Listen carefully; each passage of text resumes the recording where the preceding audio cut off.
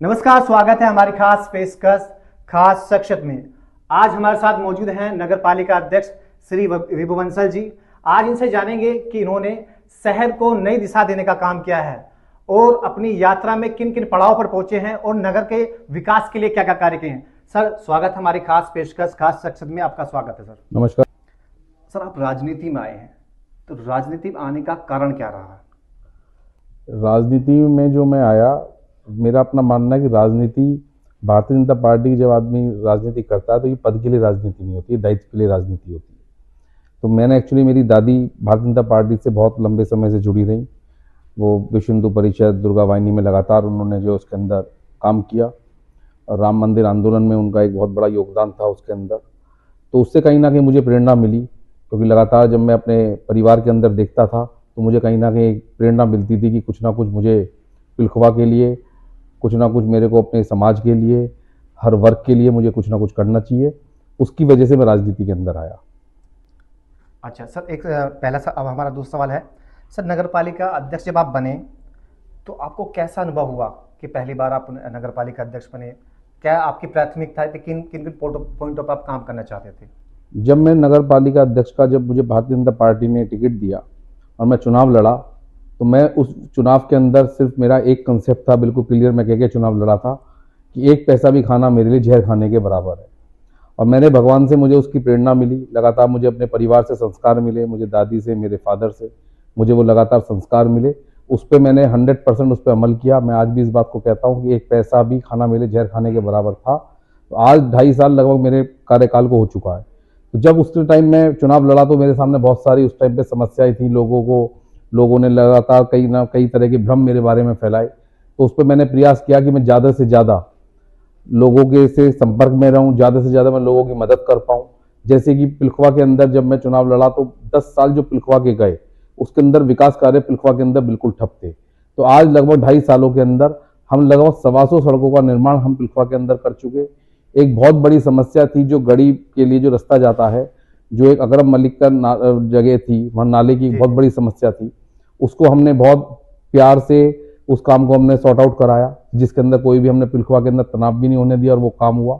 उसके अंदर प्रशासन का मुझे उसके अंदर बहुत बहुत सहयोग मिला और भारतीय जनता पार्टी के सभी अपने नेताओं का सहयोग मिला। एक पिलखवा के अंदर मुझे कहीं ना कहीं लगता था, क्योंकि हम लगातार आरएसएस से हम लोग जुड़े रहे, मेरा परिवार हमेशा संघ से जुड़ा रहा। तो पिलखवा के अंदर श्यामा प्रसाद मुखर्जी और दीनदयाल उपाध्याय जी का हमने जो पार्क का हमने निर्माण करवाया, उनके अंदर हमने मूर्ति वहाँ पर हमने उनकी लगवाई।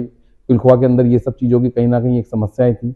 हम लोगों ने अपने बोर्ड से अटल बाजार के नाम से हमने एक प्रस्ताव पास कराया, जो पुरानी वाली नगर पालिका है, उसके अंदर दिसंबर के अंदर से वहाँ काम शुरू हो जाएगा। तो अटल बाजार के नाम से हम उसको बहुत जल्दी करवाने जा रहे हैं। एक डिजिटल लाइब्रेरी की हम लोगों का एक सपना था, वो भी बहुत जल्दी पूरा होने वाला है। उसके सामने कांजी हाउस के नाम से एक जगह पड़ी हुई है, तो उसके अंदर डिजिटल लाइब्रेरी उसके अंदर बनवा रहे हैं। माननीय सांसद जी से मेरी बात हुई तो उन्होंने कहा कि 10 कंप्यूटर, उन्होंने कहा कि भाई मैं इसके अंदर जो व्यवस्था कराऊंगा। 10 कंप्यूटर की उन्होंने मुझसे जो है देने का वादा किया। उसके डिजिटल लाइब्रेरी हम उसके अंदर बनवा रहे हैं। एक हम लोगों के लिए, जैसे जब मैं चुनाव लड़ा तो मेरी दादी भी मुझसे लगातार कहती थी, एक पूर्वांचल, हमारे जितने बिहारी वासी और जो झारखंड वासी हमारे भाई लोग हैं, एक छठ पर्व जो होता है, ये बहुत बड़ा पर्व होता है छठ मैया का। तो एक लगातार एक समस्या थी पिलखवा के अंदर कि पक्का घाट नहीं था। तो लास्ट टाइम जब मैं उनके कार्यक्रम में गया तो उन्होंने मुझसे कहा, लेकिन आप लोग सब समझते हैं कि जब सरकार की वही एक टेंडर प्रक्रिया होती है, एक समस्या होती है, क्योंकि जिस टाइम पे मुझे नगर पालिका मिली वहाँ भी जो व्यवस्थाएं बहुत खराब थी, फंड का भी कहीं ना कहीं हम लोगों को बहुत जबरदस्त क्राइसिस था, तो हमने उसका भी निर्माण कराया। अच्छा सर, मेरा अगला सवाल छठ पर ही था, जैसे आपने बनाया है, तो इसको लेकर आपकी कितनी प्रशंसा हो रही है? लोग काफ़ी आपकी तारीफ कर रहे हैं, जैसे रिसेंटली आप कही गया है आपका छठ पूजा है। देखिए, मैं जो भी कोई अगर मैं काम करता हूं तो वो मैं ये सोच के काम नहीं करता कि इसके अंदर मेरी प्रशंसा होगी या इसके अंदर मेरी कोई लोग मेरी आलोचना करेंगे। मुझे लगता है कि मेरे दिल को जो सही लगता है, या मुझे लगता है ये काम एक समाज के लिए होना चाहिए, उस काम को मैं करता हूँ। इस बार जब मैं कल छठ पर्व पे वहां पर गया, जितनी बड़ी संख्या में वहां पर माताएं बहनें वहां पर थी, वो लोग बहुत उत्साहित थे। मेरा मन भी बहुत प्रसन्न हुआ, क्योंकि 2.5 साल मेरे को हो गया था, 2 बार छठ पर्व पे मुझे जाने का वहां पर सौभाग्य मिला। लेकिन उस पर मैंने देखा कि मैं वो काम वहां पर कहीं ना कहीं समस्या रहती थी, कच्चा घाट था, माताएं बहनों को दिक्कत होती थी।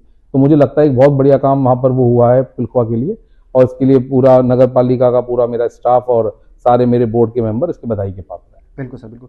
सर अगला सवाल मेरा यह है, जब आपने कार्य ग्रहण संभाला 8 महीने के भीतर अपनी जो 50 वर्षों से रुकी हुई जो योजना थी पेयजल वाली योजना, उसको कैसे आपने डील किया, कैसे हैंडल किया सर?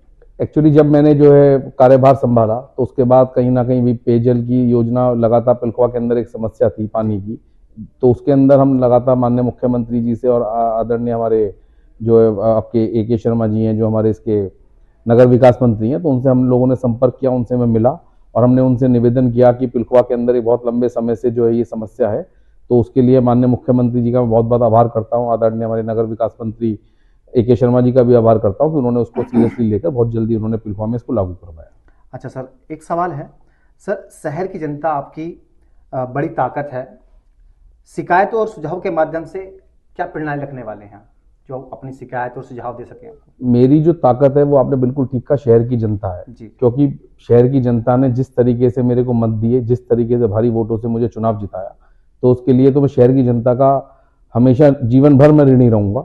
और मेरा ये कहीं ना कहीं दायित्व और फर्ज बनता है कि ज़्यादा से ज़्यादा जो भी उनकी समस्या है उनका हम निस्तारण कर सकें, तो उसके लिए डिजिटल सुविधा हम लोगों ने कहीं ना कहीं हमने नगर पालिका में शुरू की। एक बहुत बड़ी समस्या जो पिलखवा नगर पालिका के अंदर थी वो टैक्स को लेकर थी कि टैक्स जो था वो हमारे डिजिटल नहीं था, तो मुझे लगता है पूरे उत्तर प्रदेश के अंदर अगर आप देखेंगे तो शायद पहली या दूसरी नगर पालिका होगी जिसके अंदर टैक्स और जल दोनों के दोनों हम लोगों ने डिजिटल कराए, जिससे कि जो लोगों की बहुत बड़ी समस्या रहती थी, बहुत लंबे समय से लोग टैक्स नहीं जमा कर पा रहे थे।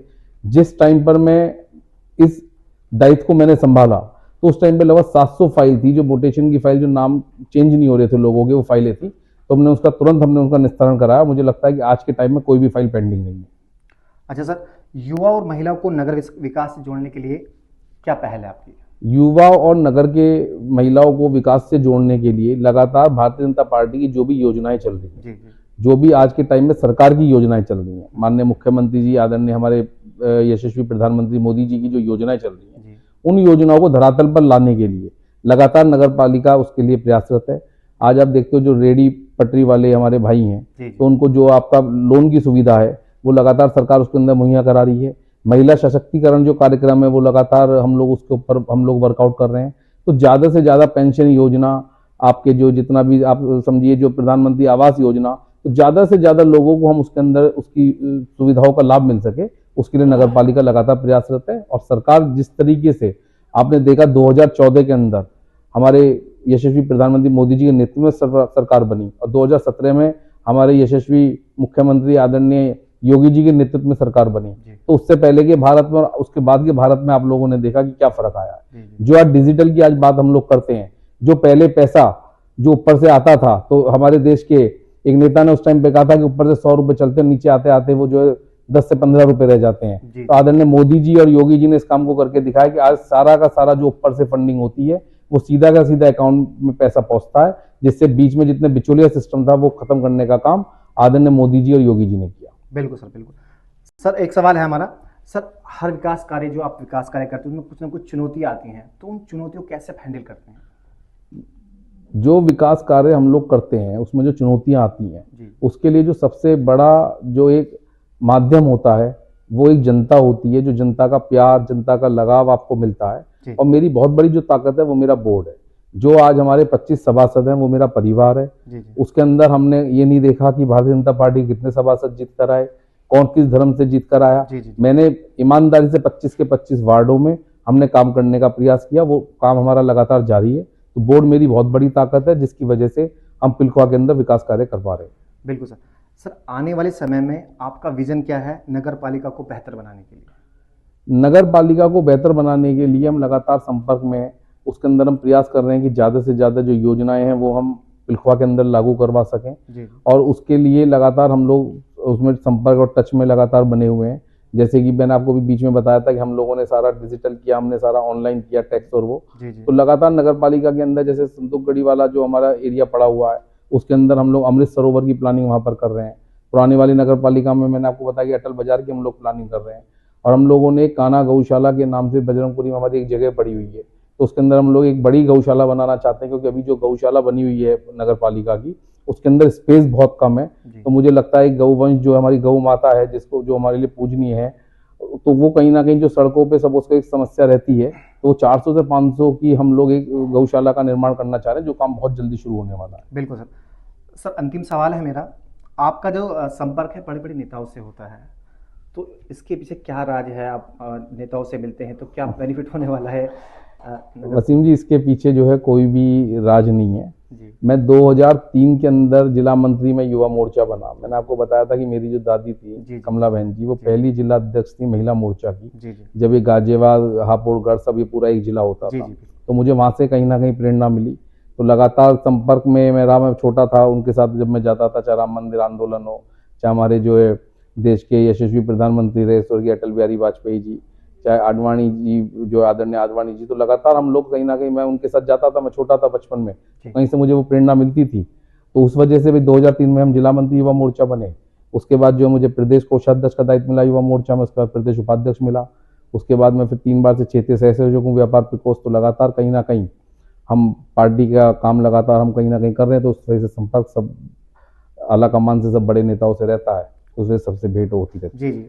सर एक सवाल और, मैं मानसून में ज़्यादातर जल भराव हो जाता है, तो जल भराव को लेकर नगर पालिका किस तरह का प्रोजेक्ट कर रही है? जो आप देखिए, आज ये एक बहुत बड़ी समस्या है और इस समस्या में मैं भी लगातार इसके अंदर मंथन करता रहता हूँ। और मैं इसमें मानता हूँ कि कहीं ना कहीं जो एक 100% सक्सेस मेरे को मिलनी चाहिए थी, वो मुझे इसके अंदर नहीं मिल पाई। जी जी क्योंकि इसके अंदर बहुत बड़ी समस्या, पिलखवा जो एक कस्बा है, ये एक बहुत पुराना कस्बा है। जी जी तो हमने इस पे वर्कआउट किया कि भाई इसके अंदर, भाई जैसे आपने देखा कि परतापुर वाली जो रोड थी, वहाँ पर लगातार वहाँ पर पानी, ये बहुत बड़ी समस्या रहती थी।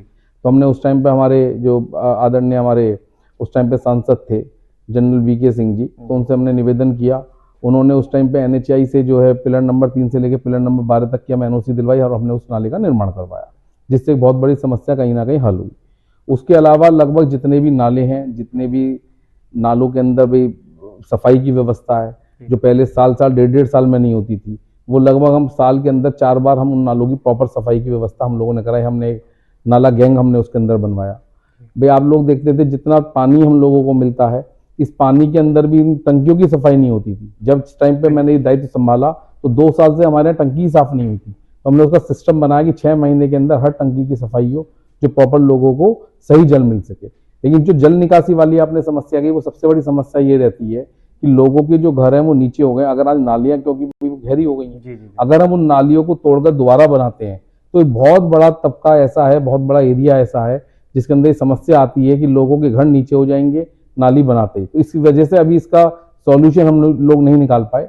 उसके लिए हम लोगों ने एक टीम हम लोग उसके अंदर हायर कर रहे हैं, प्रॉपर टीम जो है इसके अंदर प्रॉपर एक आर्किटेक्ट हम लोग हायर कर रहे हैं, जिसके प्रॉपर हम ड्रेनेज सिस्टम बना सके। लेकिन मेरा एक मानना है कि जो पिलखवा में पहले एक जल निकासी में समस्या रहती थी, 6-6 घंटे में पानी निकलता था, तो मेरी लोगों से बात होती, लोगों का कहना है कि आज बारिश जब तेज होती है, तो आप देखते हो चाहे दिल्ली हो चाहे गाजियाबाद हो, आज बड़े से बड़ी जो मेट्रो सिटीज है, वहाँ भी आप लोग देखते हो किस तरह से पानी भर जाता है। तो थोड़ा सा इसके अंदर जो इस बार जब पानी, इस बार बारिश हुई, तो मुझे लगता है कि आधे घंटे 20 से 30 मिनट के अंदर अंदर पानी आराम से उसके अंदर इस बार भी निकल गया, क्योंकि हम नालों की सफाई लगातार करा रहे हैं। और जो एक नाला बना पिलर नंबर 3 से लेकर 12 तक का, उसका हमें कहीं ना कहीं बेनिफिट मिल रहा है। हमने जो आज एक प्रेस कॉन्फ्रेंस जो की, तो ये बड़ा हमारे लिए एक हर्ष का विषय है। पिलखवा का बेटा, जिसने पूरे हिंदुस्तान के अंदर ही नहीं, पूरे विश्व के अंदर पिलखवा का मान सम्मान बढ़ाया, ऐसे हमारे डॉक्टर कुमार उषा, जो मेरे बड़े भाई हैं, हमने जब उनसे निवेदन किया, तो उन्होंने कहा कि मैं पिलखवा के अंदर अपने राम का प्रोग्राम मैं करना चाहता हूँ, और अपने व्यस्तम समय में से वो इस प्रोग्राम को 21, 22, 23 तारीख को आने वाले नवंबर में रामलीला ग्राउंड के अंदर ये प्रोग्राम होने जा रहा है। तो मैं इसमें अपनी सभी जनता से यही निवेदन करना चाहता हूँ, ज़्यादा से ज़्यादा संख्या में इस कार्यक्रम में आए और धर्म लाभ उठाएं। का प्रोग्राम है? हमने इसके अंदर लगभग जो व्यवस्था करी है, 5000 लोगों की हम लोगों ने सिटिंग अरेंजमेंट इसके अंदर किया है। तो 5000 लोग इसके अंदर सिटिंग अरेंजमेंट रहेंगी, और क्योंकि भी रामलीला ग्राउंड की जो कैपेसिटी है वो उससे ज़्यादा नहीं है, लेकिन मुझे जो लगता है कम से कम कि 7 से 8000 आदमी लगभग इस कार्यक्रम के अंदर रहेगा।